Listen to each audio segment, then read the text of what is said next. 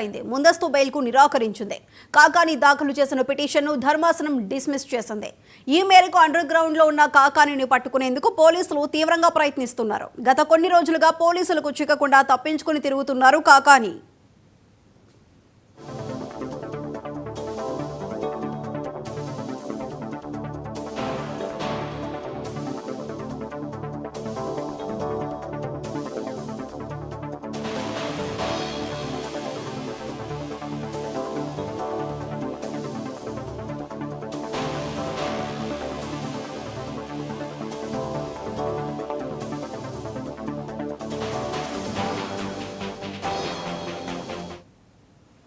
మాజీ మంత్రి కాకాని గోవర్ధన్ రెడ్డికి సుప్రీంకోర్టులో చుక్కెదురైంది. ముందస్తు బెయిల్కు నిరాకరించింది. కాకాని దాఖలు చేసిన పిటిషన్ను ధర్మాసనం డిస్మిస్ చేసింది.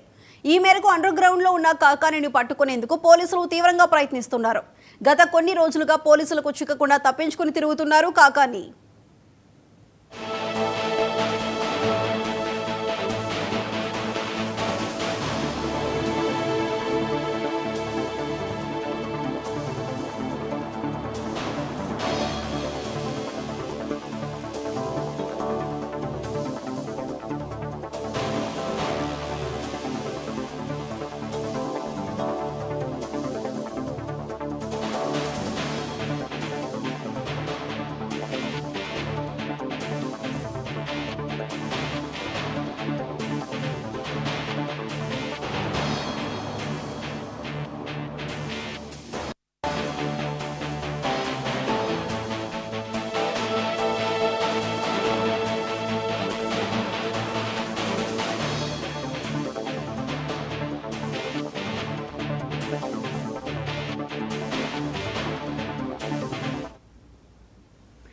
మాజీ మంత్రి కాకాని గోవర్ధన్ రెడ్డికి సుప్రీంకోర్టులో చుక్కెదురైంది. ముందస్తు బెయిల్కు కోర్టు నిరాకరించింది. కాకాని దాఖలు చేసిన పిటిషన్ను ధర్మాసనం డిస్మిస్ చేసింది.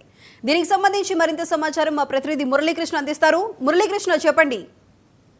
సాయిసుధా, అయితే మాజీ మంత్రి కాకాని గోవర్ధన్ రెడ్డికి సుప్రీంకోర్టులో అయితే చుక్క ఎదురైనట్లుగా తెలుస్తోంది. కాకాని గోవర్ధన్ రెడ్డి వేసినటువంటి బెయిల్ పిటిషన్ ను సుప్రీంకోర్టు కొట్టివేసినట్లుగా తెలుస్తోంది.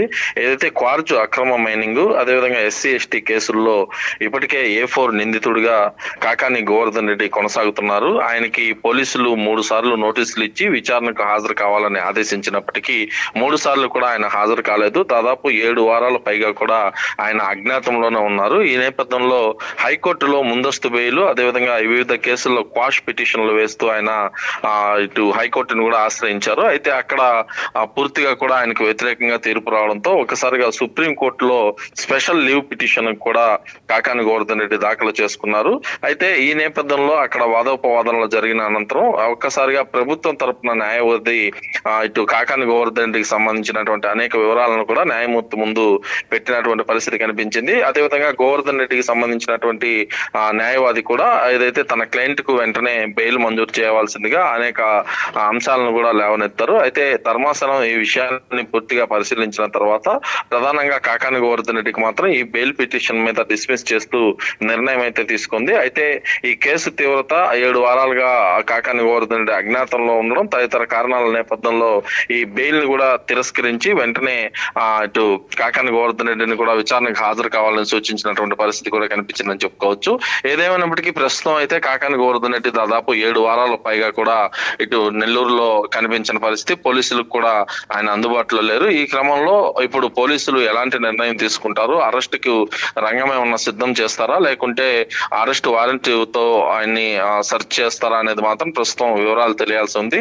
అయితే బెంగళూరు, చెన్నై, హైదరాబాద్ ఈ ముగ్గురిట్లో ఒక దగ్గర కాకాని గోవర్ధన్ రెడ్డి ఉన్నాడని చెప్పి ఇప్పటికే బృందాలుగా ఏర్పడినటువంటి పోలీసులు కూడా ఆయన కోసం వెతుకుతున్నటువంటి పరిస్థితి ఉంది. ఈ క్రమంలో కాకాని గోవర్ధన్ రెడ్డి తిరిగి పోలీసులు ఎదుట విచారణకు హాజరవుతారా లేదా అనేది మాత్రం వేచి చూడాలి. సాయిసుధా.